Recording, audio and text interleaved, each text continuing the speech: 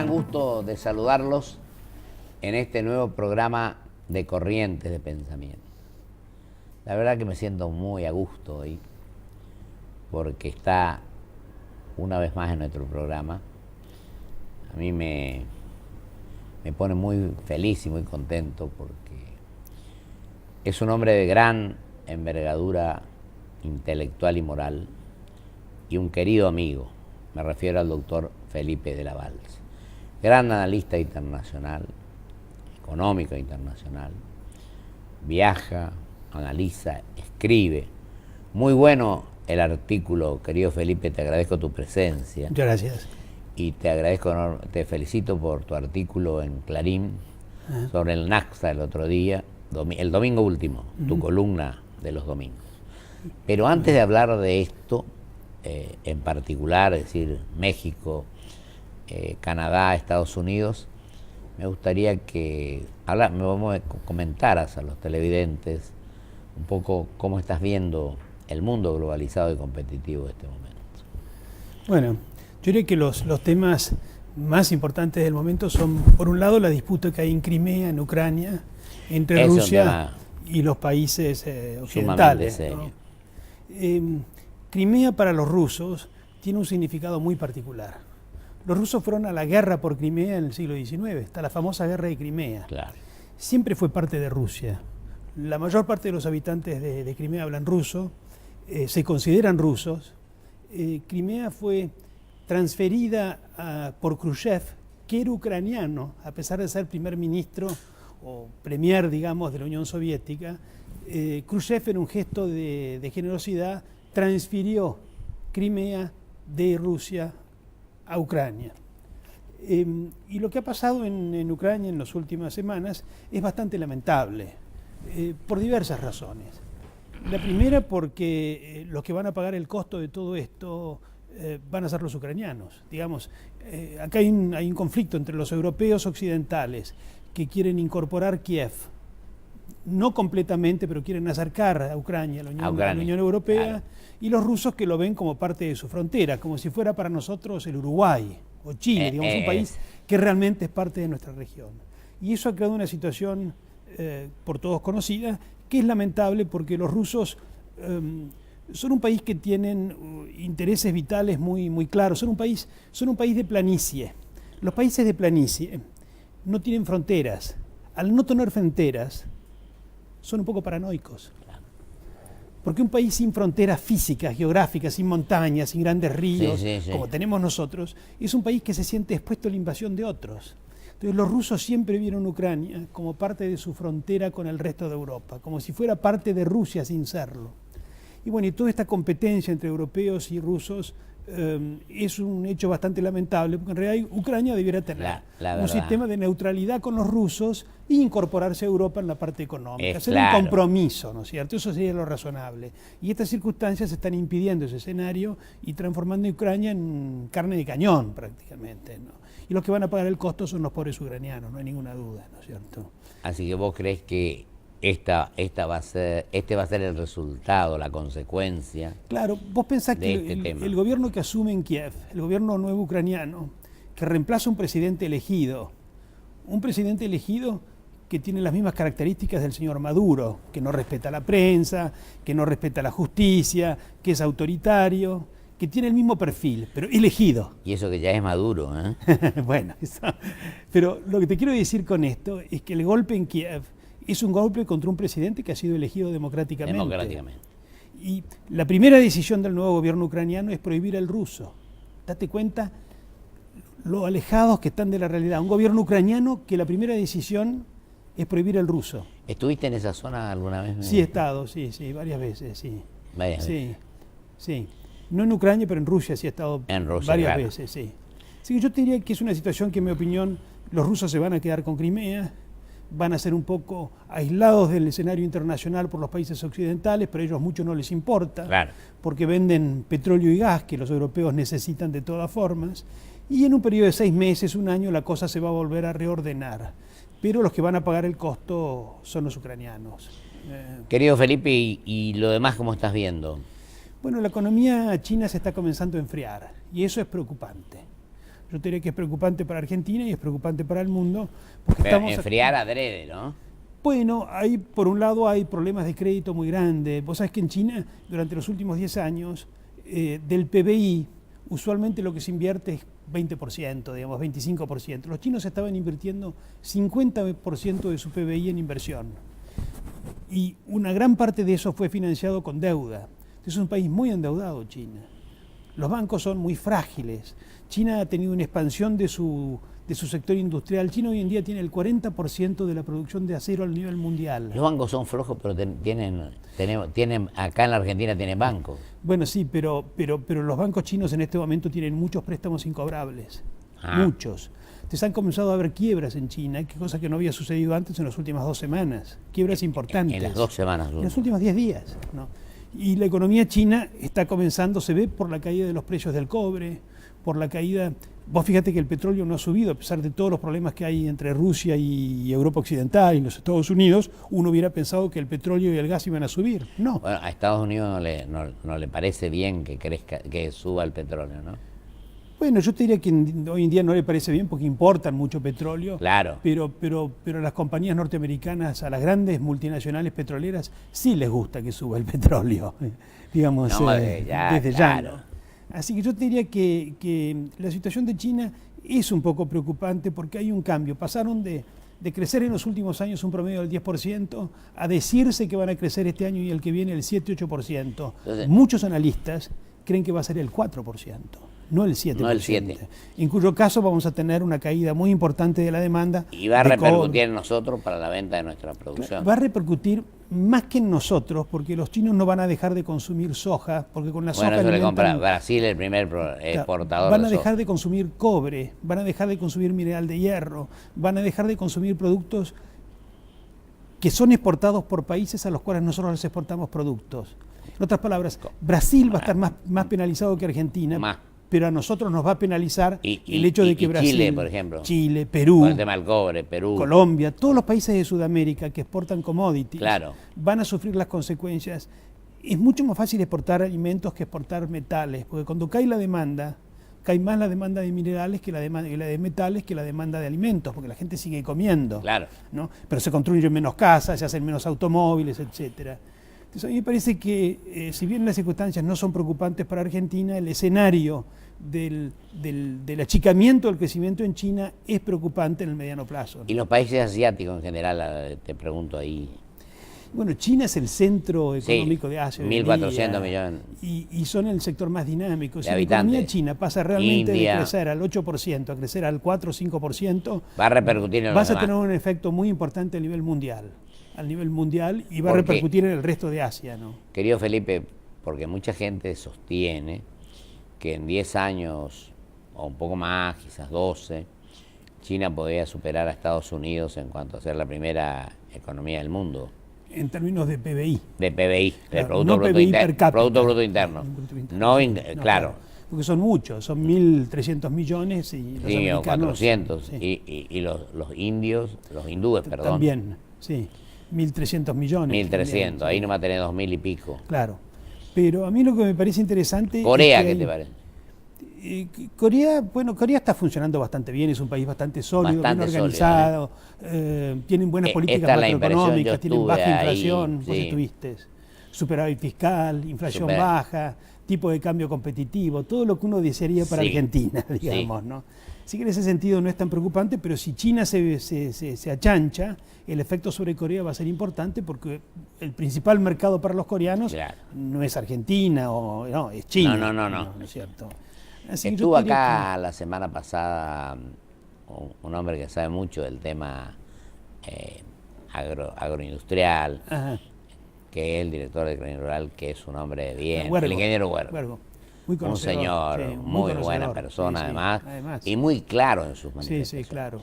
Pero vos, ahora que hablé de director de la sector agropecuario de Clarín, te tengo que felicitar por tu artículo del domingo, tu columna sobre el NAFTA en Clarín. NAFTA, sí. Y sería bueno que les dijeras un poco a la gente, Canadá, México, Estados Unidos. Sí, se cumplen ahora 20 años de la creación del lanzamiento del NAFTA, que fue hace 20 años. Claro, ese es el título de Y tu, el de tu NAFTA artículo. fue un acuerdo de libre comercio entre los Estados Unidos, Canadá y México. Canadá y México. Que era novedoso porque era el primer acuerdo de libre comercio que incluía un país, dos países muy desarrollados y un país en vías de desarrollo que era México. México. Entonces fue un acuerdo muy discutido en su momento, que tuvo defensores fanáticos y críticos fanáticos. Y como una parte una cosa y la otra... Claro. Y la realidad es que ahora podemos ver lo que pasó 20 años después, y hay que decir que las críticas no fueron tan duras como decían los críticos, y los beneficios tampoco fueron tan extraordinarios como decían los propulsores. Tan ni muy. Claro, fue una cosa en el medio.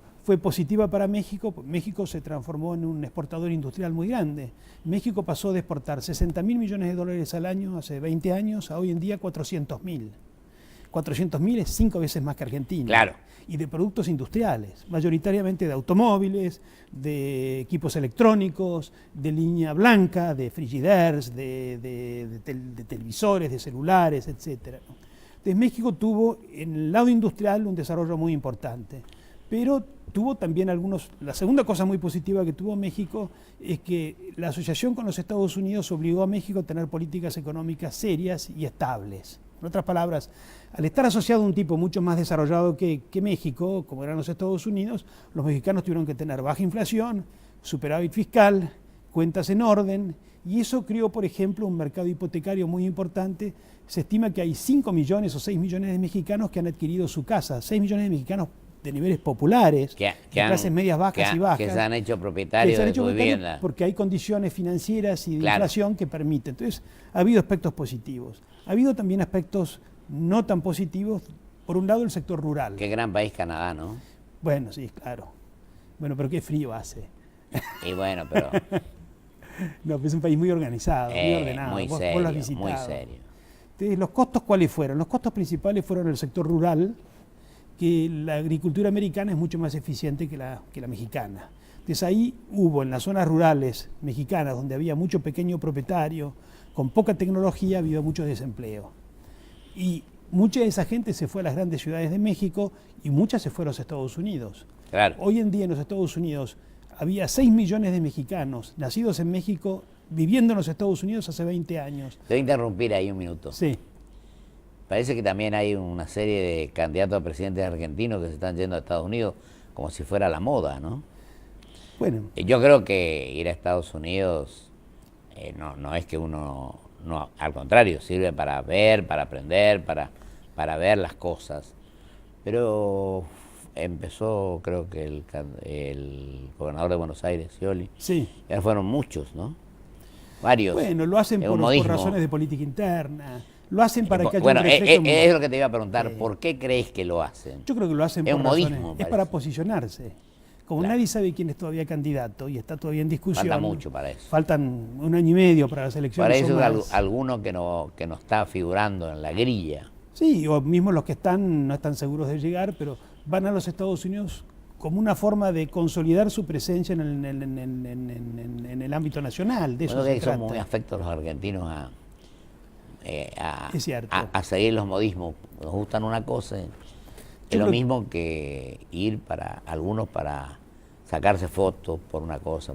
Bueno, yo le decía a Huergo, el Papa. A Huergo el otro. Con el Papa todo el mundo se saca una foto. Con el Santo Padre. No lo veían acá a Bergoglio. Que es un ejemplo y una revolución. Acá lo criticaban a Bergoglio. Todo lo que no lo veían a Bergoglio. Acá lo criticaban a Bergoglio y allá se van a verlo a Bergoglio, por favor. Y bueno, se ha transformado ahora, que ha sido una revolución productiva en un año, una revolución en paz, digo, pero además yo pienso que esto, yo el otro día me hablaba don Héctor Huergo de Expo Agro, me parece fantástica la exposición. La exposición. Sí.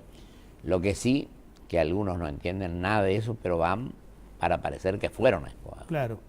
Bueno, pero ir a un programa, a una convención, un plus, una cosa local, a mí me parece que es valioso. Un hombre político tiene que conocer la producción, tiene que conocer... Estoy de acuerdo, pero ahora, tiene que ir conocer, a los Estados Unidos tiene que conocer. Claro. No ir 2 minutos para que le saque la foto e irse. Eso es otra cosa. Pero ir a los Estados Unidos 1 año y medio antes de las elecciones es un poco prematuro, francamente. No, además de ser prematuro, yo creo que nosotros, independientemente que pueden hacer las dos cosas, ir a Estados Unidos, pero abocarse a los problemas de la gente, no Lógico. haberse ocupado cuando fueron candidatos a legisladores o a lo que fuere, y terminada la elección se olvidaron No, y de lo que prometieron en la campaña,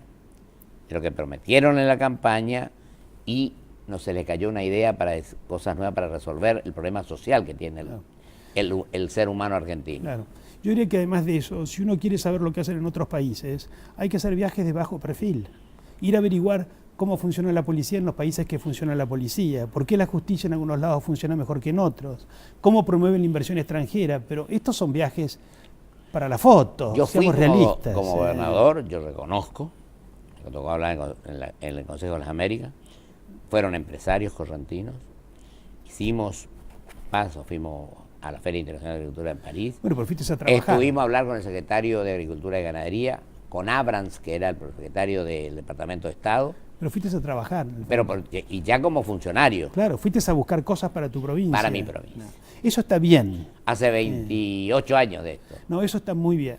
Eso está muy bien. Lo que no está igual de bien es hacer viajes simplemente para presentarse como candidato 18 meses antes, cuando realmente no conocen tampoco los países que visitan también. Y otra cosa, querido Felipe, vos que sos un hombre que sabes mucho de esto, nos quedan 5 minutos.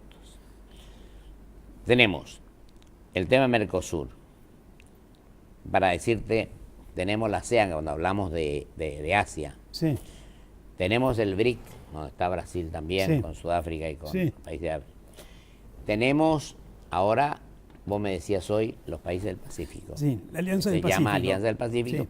en el que está también México, Sí. en el que se incorporó Costa Rica, Sí. Perú. en el que está Perú y Chile y Colombia. y Colombia. Sí. Y tenemos nuestro Mercosur.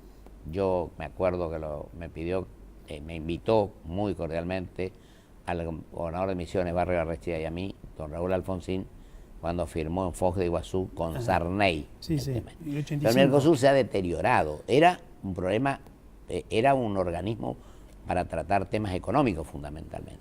Por eso el otro día cuando veo que la Unión Europea dice yo quiero hablar con Brasil, no con los demás, creo que tenemos la obligación nosotros de tratar de fortalecer un poco esta cuestión. Lógico. No sé cómo ves vos. No, yo creo que primero la incorporación de Venezuela en sí es una buena idea, pero la Venezuela de Chávez y de Maduro no es un buen socio. Es claro. Porque no cumplen las reglas. Digamos, hay cierta cantidad de reglas del Mercosur y no las cumplen. Entonces, incorporar un socio para impresionar a la gilada, para impresionar al público, es muy interesante, pero realmente debilita la institución, que es lo que ha sucedido. Ahora que dijiste eso, yo te pregunto lo siguiente, Felipe. Vos que estás recorriendo el mundo, que conocés todos estos temas, sos un analista con gran profundidad y conocimiento. Yo digo, acá, en nuestro país, ¿por qué no tenemos inversiones genuinas del exterior? Bueno, por la falta de... Por eso te iba a decir, eso es lo que quería por el que no vos le respeto a la dijeras a ley, los por el no respeto a la ley, por la falta de una cultura de Estado de Derecho. Fundamentalmente las inversiones van, si no vienen nada más que los muy especulativos, los que piensan dar un golpe rápido. El inversor que viene, cuando las cosas no están bien estructuradas, cuando no hay respeto por el Estado de Derecho, el inversor que viene es el inversor que hace usura, es el tipo que quiere un retorno inmediato. Exacto. Que no es el inversor que nos conviene. Nosotros queremos inversores de largo plazo. El inversor de largo plazo quiere estabilidad en las reglas. Vos sabés que yo te mandé el otro día para que lo vieras. El 21 de junio, cuando era gobernador de mi provincia, del año 86. Lo leí. Yo decía que el capital existe, que no tenemos que tenerle miedo, que el capital no es nuestro enemigo, sino nuestro socio.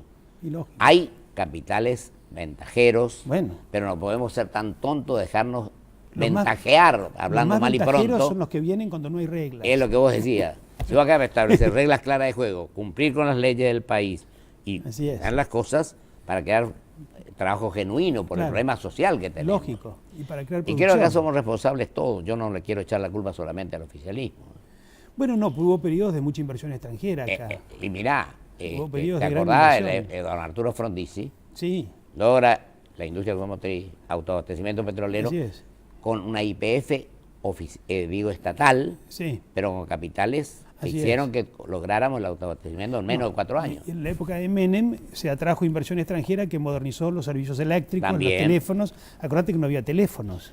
No, Entonces, era teléfono magneto. Sí, había 2 millones de teléfonos, hoy tenemos, no sé, 25 millones de teléfonos o 30 millones Y de teléfonos. nosotros en mi provincia logramos eliminar después el teléfono magneto. No. Pero eso cuando todavía estaba don Raúl Alfonsín en un convenio que hicimos con Entel entonces. Claro. Así que no sé cómo ves vos el futuro y ahora este tema en estos minutos que nos faltan. Bueno, el futuro de la economía internacional, decís... 2 o 3 minutos tenemos para que vos hables sobre el tema nuestro y nuestra inserción en el mundo, que yo creo que es de vital importancia. Estamos como ido del mundo. Estamos aislados. Bueno, eso te iba a decir. Estamos genuinamente aislados. Nos hemos peleado con todos nuestros vecinos, en diferentes momentos los hemos ofendido, los uruguayos con el puente, los chilenos con el corte de gas, los brasileños con la inestabilidad en las reglas del Mercosur, nos hemos peleado con los norteamericanos, a los cuales les hemos, pensá vos, intervenido un avión militar que estaba en el aeropuerto acá. Así es. ¿No es cierto? Nos hemos peleado con los europeos, a los cuales no les pagamos las deudas que tenemos con el Club de París. Bueno, eso te iba a preguntar. Entonces, el Club de París parecía que cerraba, pero intervino el fondo. Bueno, y ellos mismos pidieron más de lo que le ofrecíamos, ¿no? Bueno, lo que pasa es que hace 10 años que Argentina tenía que haber arreglado el Club de París. El Club de París es el arreglo más fácil a hacer, son todos bancos gubernamentales. Es una desidia no haber arreglado el Club de París durante 10 años. O sea, ¿es una buena cosa tratar de arreglarlo ahora? Sí, es una buena cosa. Pero pasaron 10 años, se podía haber arreglado hace 10 años. El Club de París no pones plata, se podía haber arreglado sin poner plata, refinanciando a 10, 15 años. Ahora nos obligan a poner plata porque hace 10 años que no hemos negociado. Entonces nos dicen con usted, yo no trato si no pone plata en la mesa. Claro. Pero las renegociaciones tradicionales del Club de París, las negociaciones históricas que hizo el Club de París con Brasil, con Argentina en el pasado, con México, con Rusia, es sin plata. ¿Usted cuánto debe? Debe tanto, bueno, se lo refinancio en 10 cuotas. Así es, ¿no? Felipe, se nos fue la hora, pero bueno, a vos no puedo dejar de preguntarte, porque tenés poder de síntesis, ¿cómo crees que vamos a caminar o a transitar el camino que nos espera de ahora hasta el 2015? Bueno, y al mediano y largo plazo, no solamente hasta el 2015. Mira, yo lo que deseo es que el gobierno se quede hasta el último día, que Exactamente. cumpla con su función. Yo coincido con vos. Y que tome las decisiones que son necesarias para arreglar los desvaríos que ha hecho antes.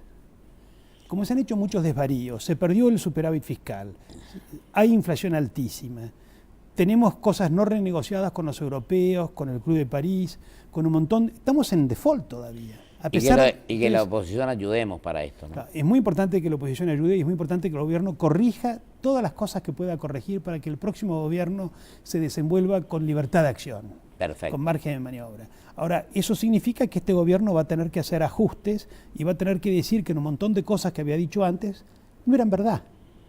O bien el subsidio a los colectivos de nuevo. Claro, va a tener que blanquear su situación ante el pueblo argentino.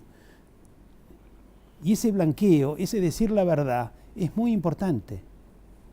Es muy importante porque no puede haber mejores políticas si primero no se analizan con objetividad las actuales. Exacto. Si vos pensás que podés tener el pago de la electricidad a la 10ª parte de lo que paga alguien en Santiago o en Montevideo, y vos como político decís eso, bueno, vas a tener que decirle a la gente que lo que dijiste antes estaba mal, que estaba equivocado, que no se puede tener electricidad si no cobras una tarifa razonable, y que en algo vos los engañaste porque le dijiste lo opuesto durante mucho tiempo, ¿no? Te agradezco mucho, querido Felipe. ¿Cómo no? Brillante como siempre. No, muchas gracias por tu invitación. No, al contrario, eso nos fue el tiempo, viste, que tirano. Vamos a un corte y vuelvo con mis conclusiones.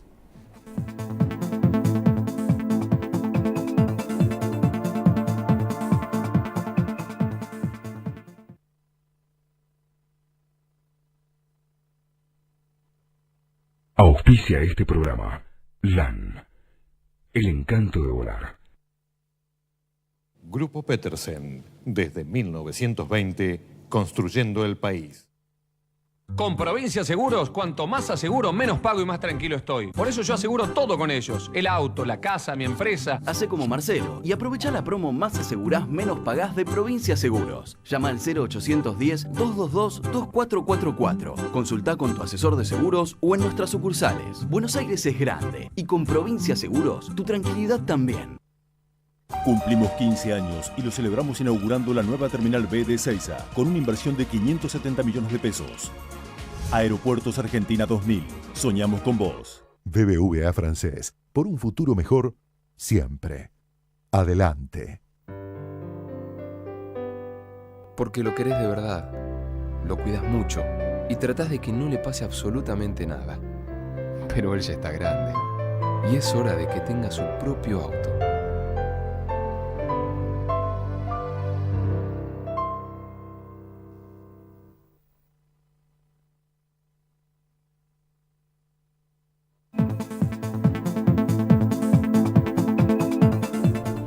Un magnífico y concienzudo, profundo análisis de mi querido amigo, el doctor Felipe de la Balse.